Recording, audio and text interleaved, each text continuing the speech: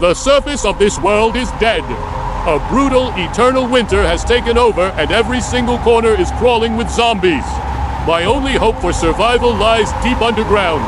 In this video, I'm going to try to do more than just survive. I want to build a completely self-sufficient underground bunker. My goals for this build: an underground crop farm, an underground tree farm since the surface is completely uninhabitable, a secure shelter to save and protect local villagers, a sheep pen to secure a steady supply of wool for bed spawning in the middle of this frozen wasteland. My absolute first priority was to gather some wood, which is now an incredibly rare and precious resource. After that, I scrambled to find a village as fast as possible, racing against the clock before my limbs froze and I died of hypothermia. I dug straight underground beneath the nearest village hut. I quickly crafted a stone pickaxe. My immediate goal was to find any basic resources I could. Honestly, my only food source right now is rotten flesh.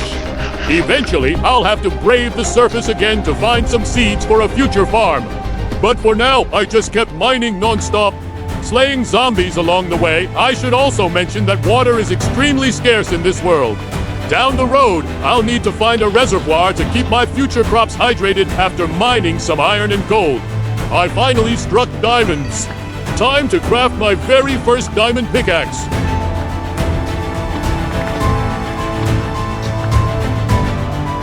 With enough resources to get started, I tunneled closer to the surface to carve out the first room of my future base. I set down a crafting table, a furnace to smelt my ores, and a chest to dump all the junk cluttering my inventory. To warm up quickly after freezing trips to the surface. I lit a campfire. Honestly, it was one of the few comforts in this bleak gray cave I now call home. Once the base was somewhat set up, I began planning the layout for my farm.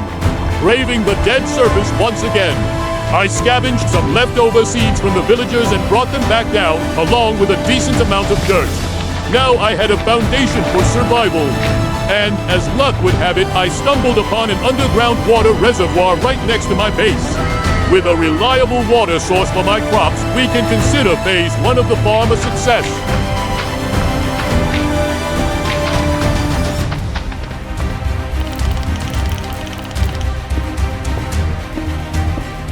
Asterisk, asterisk, shortly after, I marked out an area to house the first villagers, the last remnants of humanity. I found the first villager, nearly buried alive in a snowdrift, and the second one at the very peak of a mountain. Unfortunately, the footage of me rescuing them didn't make it into the video because yours truly has butterfingers. I immediately assigned them professions. One became a farmer and the other a leather worker. This was perfect as he sold leather armor that could protect me from freezing during my brutal surface runs. Next, I expanded the farm so I could feed both myself and the villagers. With that sorted, I turned my attention to goal number 2, the tree farm. To avoid freezing to death on the surface every time I needed wood, I hollowed out a massive chamber inside the bunker, aiming to turn it into an underground forest. Then, I expanded the crop farm. Yet, living in this bunker meant I could never just focus on one thing at a time. Instead, I had to juggle multiple tasks, gradually upgrading everything side by side. While heading up to grab more dirt for the farm and the underground forest, I randomly crossed paths with 2 sheep wandering the frozen wastes. I had no choice but to rescue them. Just like that, an animal farm became a reality. Plus, their wool would provide the beds needed to help repopulate our tiny society. After another round of farm expansions, which was crucial since I could trade the crops with my farmer villager, I headed down into the caves to mine some iron. Playing on hardcore meant that every single step down there could easily be my last.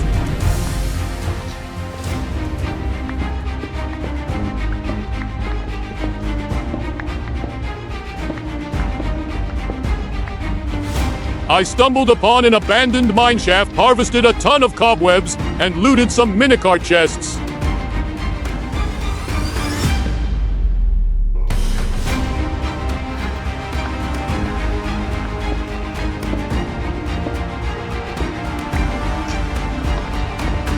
Back at the base, I crafted the cobwebs into wool for beds and expanded the villagers' breeding room asterisk asterisk before long. Our 2 villagers welcomed a baby boy. I also went up to the sheep pen and sheared them. only to realize I had made a massive mistake. In Minecraft, sheep can only regrow their wool if they eat grass blocks.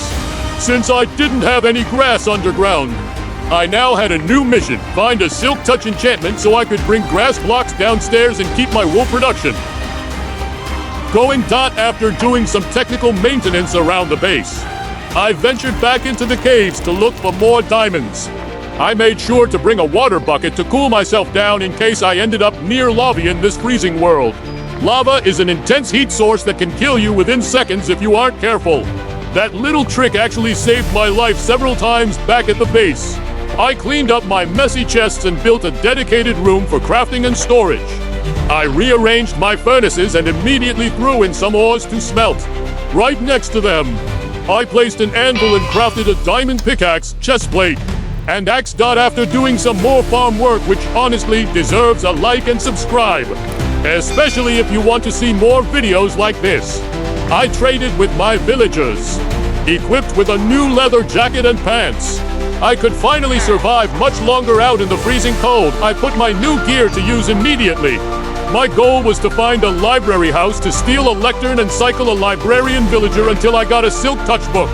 Unfortunately, after searching every single ruined house, I couldn't find one. I had to take the long way around. I hunted some cows and harvested sugarcane to craft the book and lectern myself, and yes, the footage of me gathering sugarcane is also missing because of my clumsy editing hands.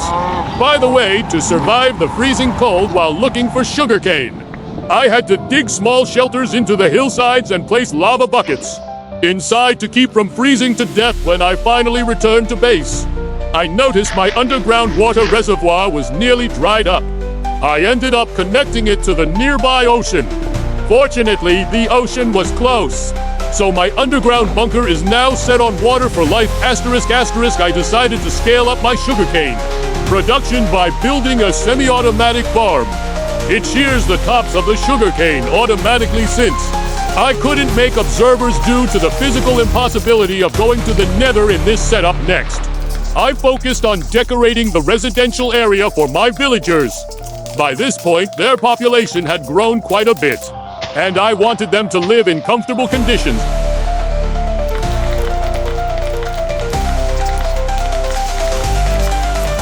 After a lot of trading, I finally secured a silk touch trade. I didn't waste a single second. I enchanted my pickaxe, ran up to the surface, and mined some of the last surviving grass blocks to feed my sheep. As an awesome bonus, my second librarian offered me a mending book, which was absolutely incredible, and there we have it. I've officially completed every single goal for this video, creating a bunker where humanity can safely survive the harshest eternal winter. If this video gets enough likes and comments, I'll definitely make a part 2.